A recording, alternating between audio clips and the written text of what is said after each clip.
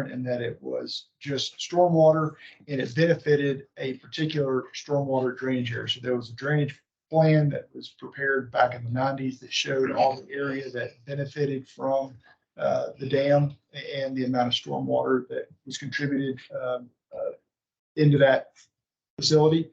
And so back when the agreement was first put together, it identified the stormwater plan, the districts in the area that benefited from that, and then each of the districts is supposed to provide annually, when the River Authority provides their budget, how many connections are within each district's service area that benefits from the facility. So it's not all the connections in 67, it's just the ones that benefit from the stormwater system, the Bear Branch. So that was the theory behind it. Of course, it predated me, but that's the theory behind that agreement and the arrangement for how those costs are allocated, which is different. You're right, which is different than how the wholesale water and sewer system was handled.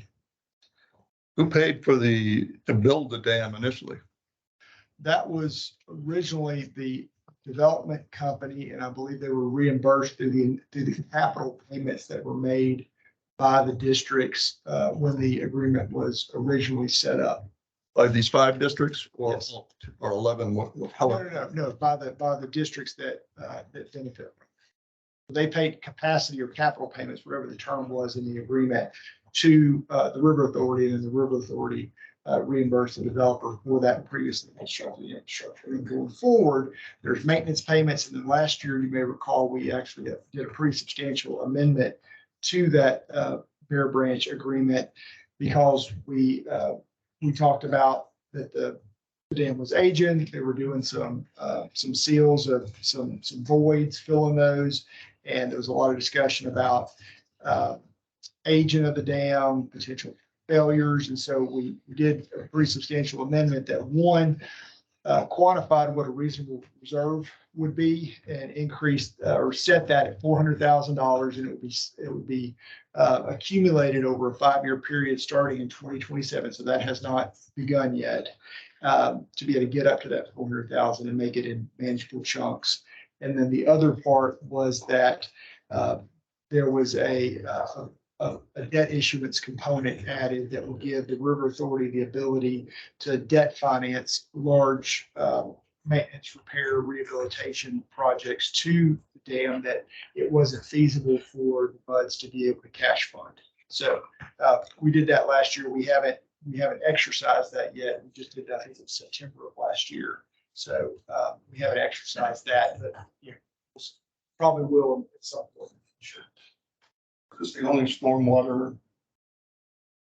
Yeah, I'll use that definition. For me, that was significant. Are there other stormwater areas in the Woodlands that have separate payments? There's joint maintenance on I'm thinking the 9X3 trail down in the Grogan's Mill area, where there's a handful of buds that benefit from that, and so they jointly pay for the maintenance and upkeep of that channel. That's the only one that comes to mind off the top of my head. Yeah, 6, 46, and 36 all share. Pro rata share based on where you are in the ditch. Yeah. Well, good. So stormwater is the operative word for me. Yes. Yes. Okay. Any other questions? Thank you. Okay, 12, receive update regarding the status of the Bear Branch, Panther Branch, and Research Forest Drive Drainage Improvement Project, and authorize any actions in connection therewith. So there's a 1-page summary, page 47 in your packet. You work with the consultant as they've gone through and develop the model, calibrate the model, and completing kind of the existing conditions portion of that. So what they are working now is to develop those alternative analysis options and starting to model those. So that is the next kind of major milestone, which is August 25th, scheduled completion of that alternative analysis piece using models. Okay. So I'm happy to try to answer any questions you have on summary there on 47 or anything else that. That's fine. So you'll be reporting on that in September. Yes. I'm not sure.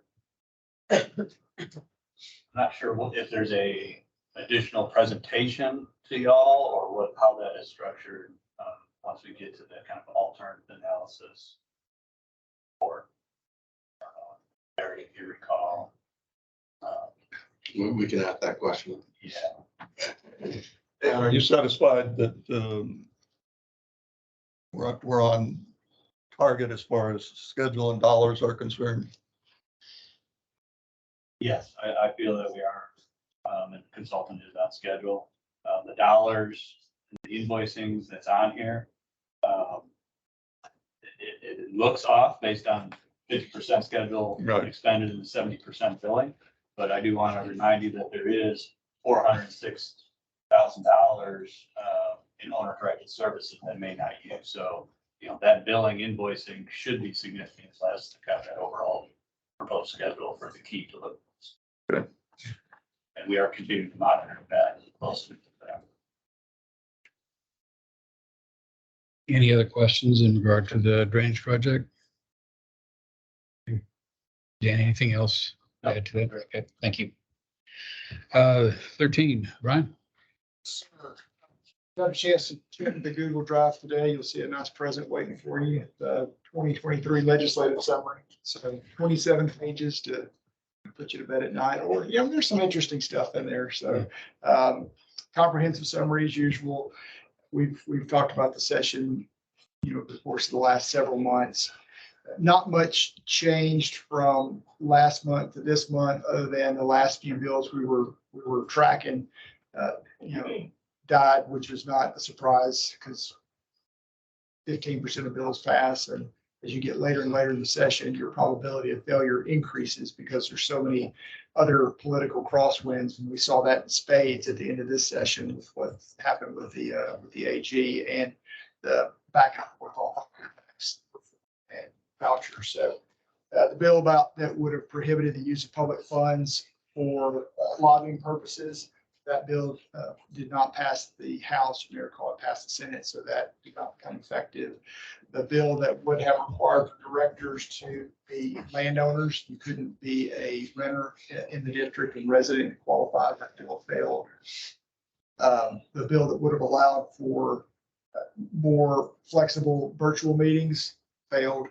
So those were a few of the last ones we were tracking. The PFC bill that we talked about for apartment complexes being changed to non-taxable, that bill did pass and it survived the last minute flurry of vetoes by the governor. That one was one of the ones that was specifically threatened if a deal wasn't reached on tax relief between the House and the Senate. And thankfully, that threat was not followed through on, and that bill did survive the deadline for vetoes, which was Sunday night at midnight. The omnibus bill that we talked about a few times, that bill also survived and is in effect. So we'll be coming back to you all in the coming months with any needed revisions to existing documents or any new documents that we need to put into place to effectuate those recent changes in law. So happy to answer questions if you have them. Okay. Any questions for Brian? Thank you. Number 14, receive and act on the recommendation of award for the retail wastewater collection system rehabilitation project number 22W09035. In your packet on page 48, there is a recommendation award from Garver. They received bids on June 1st for the project. This is sensory sewer rehabilitation. Texas Tried Utilities was the only and low bidder and only bidder in the amount of $1,238,280. The engineer's estimate was $1,666,000.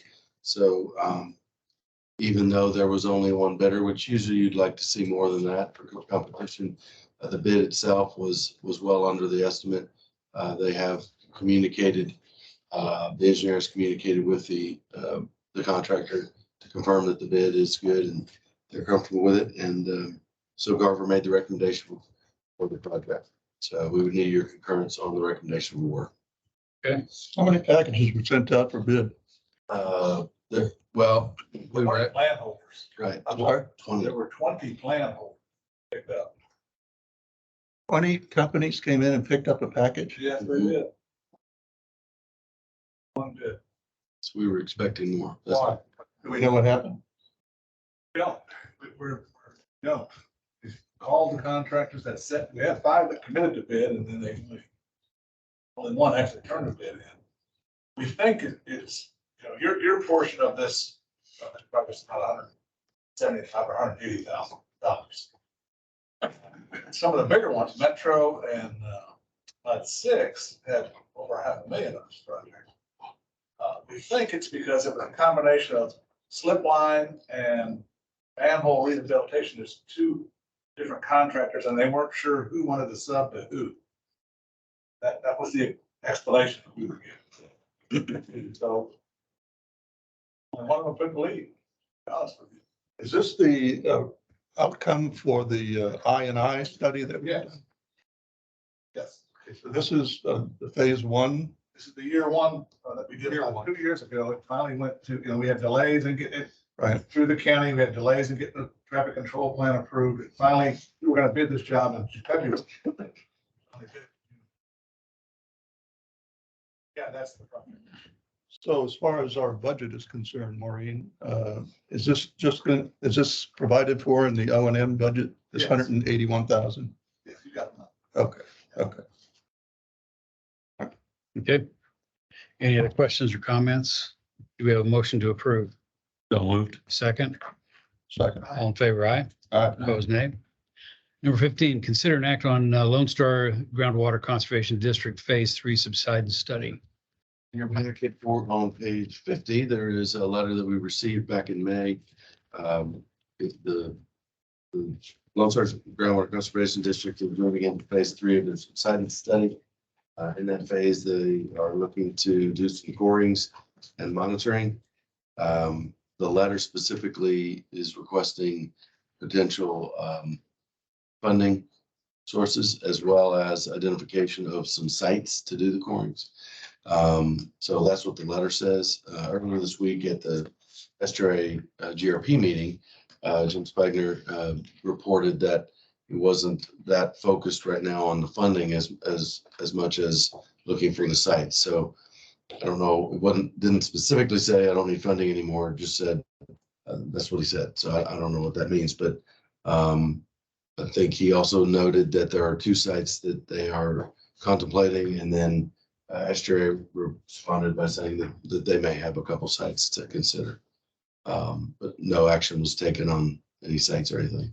So I'm not sure there's any action to be taken unless you just really want to Participate. Yeah. Do we have any legitimate sites in 67 to offer? I'm not familiar with which ones Ed was had in mind, but I don't believe so. But I'd have to ask. Yeah. Could potentially, Ed was looking in the Woodlands at wastewater plant 2. We have 12.5 acres between us and the Woodlands Water Shop. So it may be some type of combination between our land and maybe your access or something like that. So it may be in 67.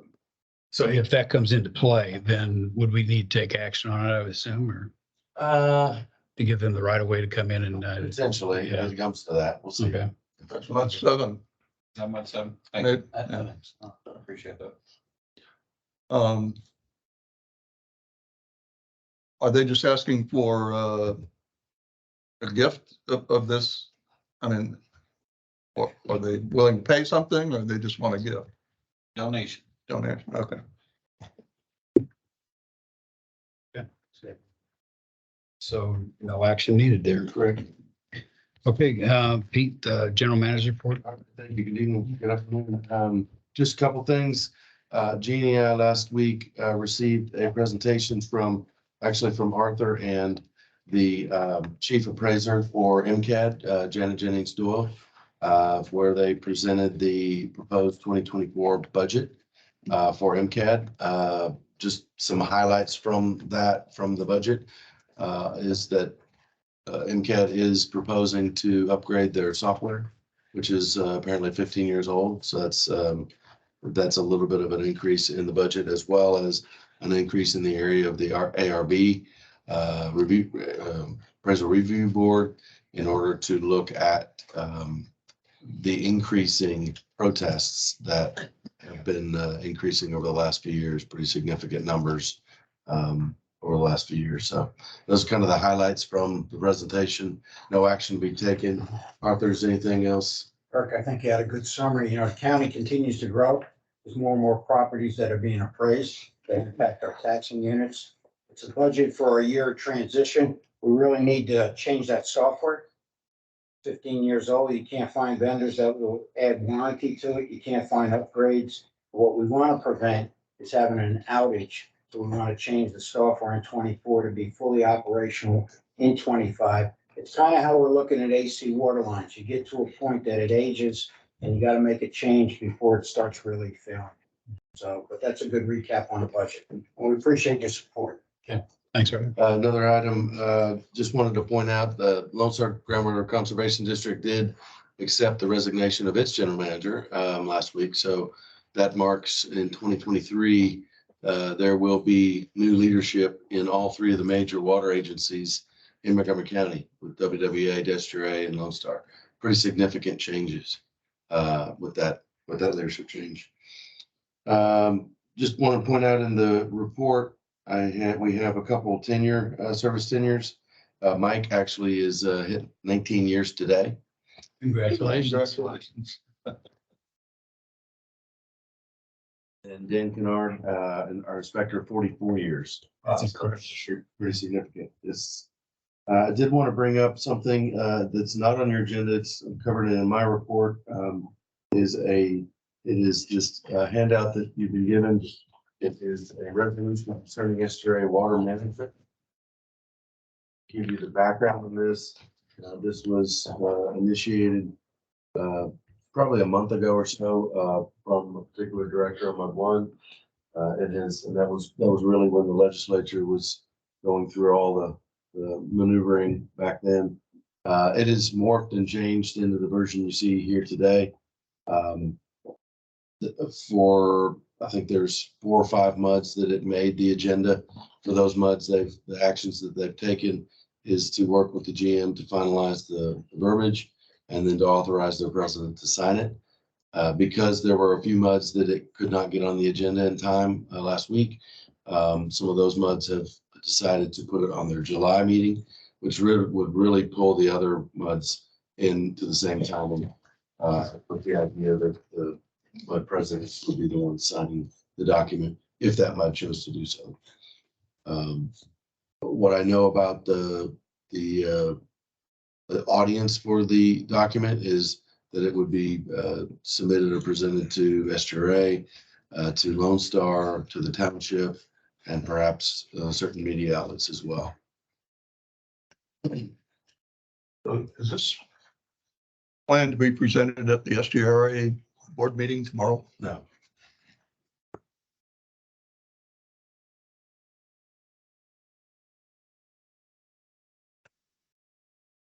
So if it's designed to give support to Jace and to thank him for his service, sounds like we're going to be a little late. It is not designed for that. There's another letter that I'll speak to here in a second. Okay. That's designed for that. So this is the legal position letter. That Brian would say that necessarily. We don't have it on the agenda for today, so we have to put it on there for next month to discuss. Don't want to veer off into deliberation. If So we shouldn't really discuss it anymore. Okay. Just if you want to put it on the agenda. Which we'll take care of on 20. that works. So last month, I mentioned to you that I'd like to start having John come up and talk a little bit about the public outreach that we've been doing.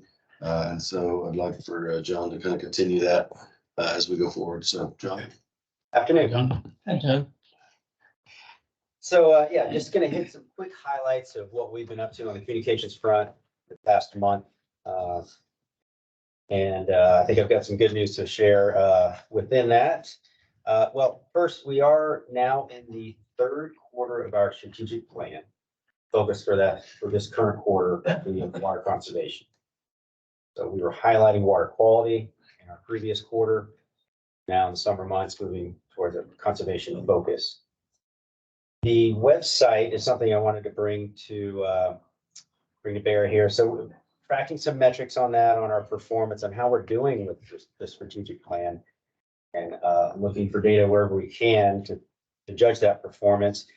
It appears we may be gaining some traction on a couple fronts. So the website, the page views there are up 34% over the average monthly page views, or up 34% over 2022. 43% over the 5-year average. So the top 9 months ever for our website, as far as page views, 5 of those 9 have come January through May of this year. So that's good, positive, right? We want people looking at our stuff. We've done a number of things to try to make that website more accessible to folks, more navigable. So when they land there, it makes sense to them, and then they're also much more aware of all the offerings, educational material, and so forth that we have for them. We've made the bill pay simpler. 3 steps instead of 5 now for folks to get to that portal, and a number of other things to again try to make that a much more accessible tool for folks. The email, the weekly irrigation and newsletter email that we send out every Monday morning at 9. We're getting some good figures on that. So the open rates, which percentage of folks that actually open the email when it comes to their inbox, is at 56%. That represents an 11% increase over the past 12 months. Folks are opening that. Again, we have over 22,000 contacts that email goes to. So over 10,000, 11,000 folks are opening it every week. And I apologize, I should have noted, your communications report is on page 65. So some more folks are opening it than they have been over the past year. We're well above the industry average for an open rate.